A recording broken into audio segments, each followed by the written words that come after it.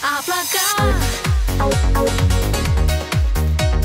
выпускников в Сыктывкаре есть традиция проводить выпускной на празднике облака. Во время вашего выпускного какая была традиция? Это было 37 лет тому назад. Ярких впечатлений они в любом случае есть. Почему? Потому что это первое впечатление, да? Поэтому самые первые, они самые яркие. Наверное, вот так лучше. Получают аттестат, ты просто стоишь с слезами на глазах и понимаешь, что последний 9 класс, и ты просто уходишь в другой город, там другая жизнь, другое все. Традиции не было, у нас все было скромно, мы учились в Советском Союзе. Выпускные у нас были в школе, как полагается, потом гуляли до вечера, мальчишки в речке купались. В общем-то и все. Ну да, мы песни пели в Кировском парке, где еще традиционное место для выпускников. Знаете, такой воздушный шар вот такой вот с огнем выпускали в небо, вот, прощались так со школой.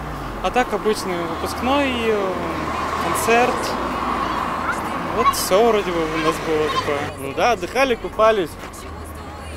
Ну и всякое такое. Не знаю, с одноклассниками справились, сходили, погуляли вместе, так сказать. Выпускной был, конечно, неделя, традиции почти никакой не было. Я там вот помню, что выпускной выставки выставлял с самолета.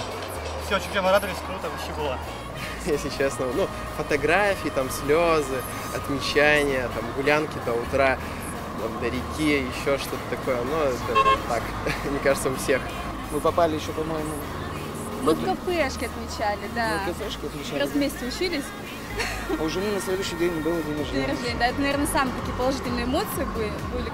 Мы пускали шарики в небо, было очень много народу, все нам хлопали, все на нас обращали внимание, смотрели все на нас.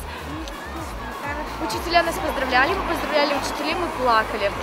Очень сильно плакали, я вообще очень сильно плакала. Я бы выделил прощание с учителями. Их слова, то, что они говорили нам, всякие красивые, напутственные речи. Мы выпускали шары, загадывали желания, воздушные шары.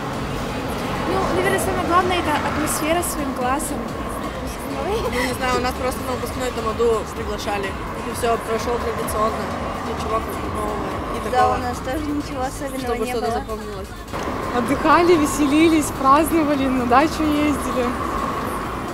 Весело время проводили. Не, ну это, естественно, это отдых с друзьями в городе.